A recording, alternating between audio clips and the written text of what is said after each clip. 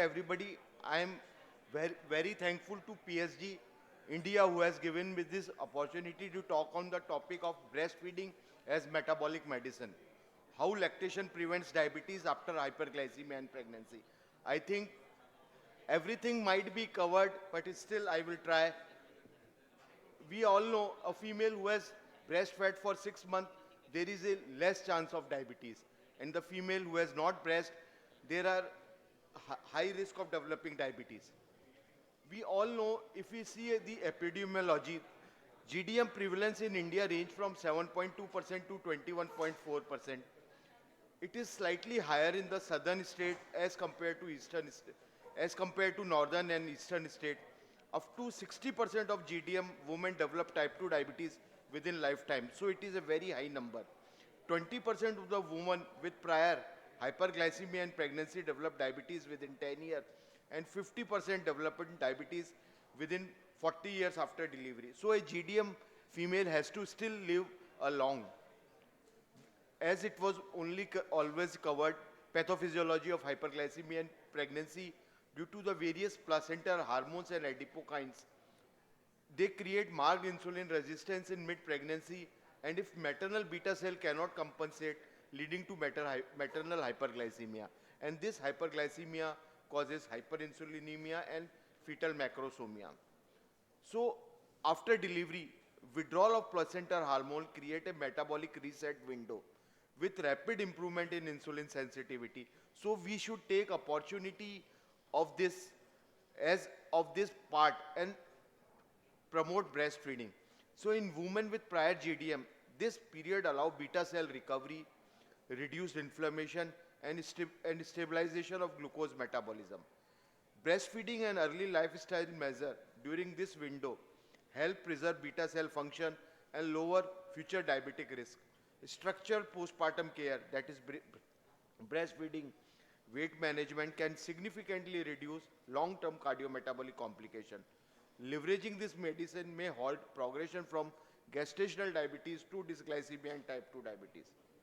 So, as after delivery, the sudden drop of hormone set a metabolic reset window, and lactation amplifies this reset by sustaining lowering insulin level and improving cardiometabolic profile. So breastfeeding improves maternal glucose regulation by channeling glucose into milk, lowering blood glucose and insulin levels.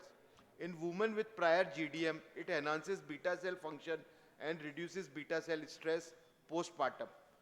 Prolactin-driven beta cell proliferation further support better beta cell performance. So this prolactin is very important. Longer and more intensive breastfeeding is linked to sustainably lower long-term risk of type 2 diabetes. Overall, breastfeeding is a simple, low-cost metabolic intervention offering immediate and lasting cardiovascular benefit. So lactating triggers powerful adaptation. The milk secretion act as a physiological energy drain, help prevents metabolic disease such as diabetes in the mother during the postpartum period. Lactation, we all know, is a high energy demanding state. It requires 625 kilocalorie per day, and well-nourished mother usually mobilize around 170 kilocalorie per day from the body tissue. So this sustained energy drainage support metabolic health and prevent excess energy storage postpartum. Strong metabolic adaptation occur to supply the mammary gland with needed glucose and lipids for milk production.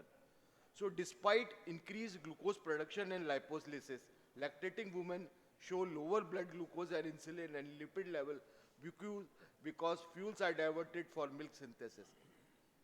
Lactation also increases the respiratory quotient. So lactation lowers maternal glucose level, easing beta cell workload. Prolactin may directly enhance beta cell performance by stimulating beta cell proliferation. So longer breastfeeding may produce lasting improvement in beta cell efficiency, insulin sensitivity, and reduces beta cell stress, helping protect against type 2 diabetes. So role of prolactin. Prolactin enhances beta cell survival, increases in insulin secretion capacity, and support glucose regeneration. Oxytocin reduces stress hormone, improve lipid metabolism, and may enhance insulin sensitivity. As we all know, these two hormones are secreted during breastfeeding. So lactation increase insulin sensitivity and lower fasting glucose and insulin level. Even with higher glucose intake, lactating women maintain normal glucose with less insulin, showing improved efficacy. So OGTT, oral glucose tolerance test, show lower insulin response in lactating versus non-lactating women and reduce beta cell workload. So these metabolic effects may lower long-term diabetic risk by reducing chronic beta cell stress. Lactation rapidly lowers maternal triglyceride and raises HDL cholesterol. So it reverses the atherogenic lipid changes of pregnancy. As cardiac studies, I think it was discussed also, lactation more than 3 months linked to higher HDL up to 2 year post-weaning. So this higher HDL persists for more than 2 year post-weaning. So overall, lactation support a healthier, less atherogenic lipid profile and improve long-term cardiometabolic health. So these are the maternal benefit associated with lactation. There is a decreased risk of diabetes, metabolic syndrome, A1C and postpartum diabetes. And there is also decreased risk of, we all know, breast cancer, ovarian cancer and endometrial cancer. So these are the various studies, this one epidemiological studies. Mother who breastfed more intensively had better sugar levels just 6 to 9 weeks after delivery. These breastfed mothers also have lower insulin level, meaning their bodies are working more efficiently. As a result, their risk of developing pre-diabetes or diabetes in the early postpartum period was significantly lower. In this also studies, even short period of breastfeeding help, but longer duration provides greater protection. Each additional month of breastfeeding further lowers diabetic risk by about 1%. The protective effect is stronger in women with prior history of gestational diabetes. Even versus never breastfeed, 27% lower risk of diabetes. Breastfeeding for more than 12 months is linked to a 30% lower risk of developing type 2 diabetes. This evidence is based on a large pool data from 206,000 women. So longer breastfeeding duration provide greater diabetic protection. Breastfeeding reduce the risk of recurrent gestational diabetes by 18%. This is also very important. Longer and more intensive breastfeeding after a GDM pregnancy lower glucose level and reduces the risk of recurrent GDM. Cardiac studies I have mentioned. So barrier to breastfeeding. These are the various barriers like lack of support, maternal health issue, cultural and social factor, attracted by information or advertisement.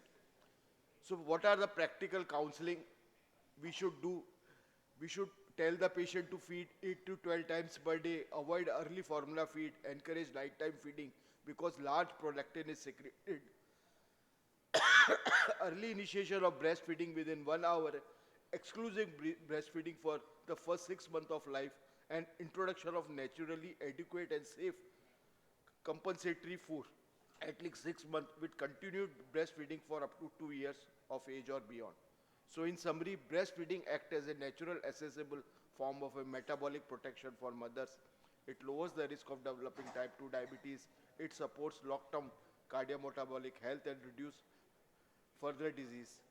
So thank you. Empowering mothers today prevents diabetic tomorrow. Thank you.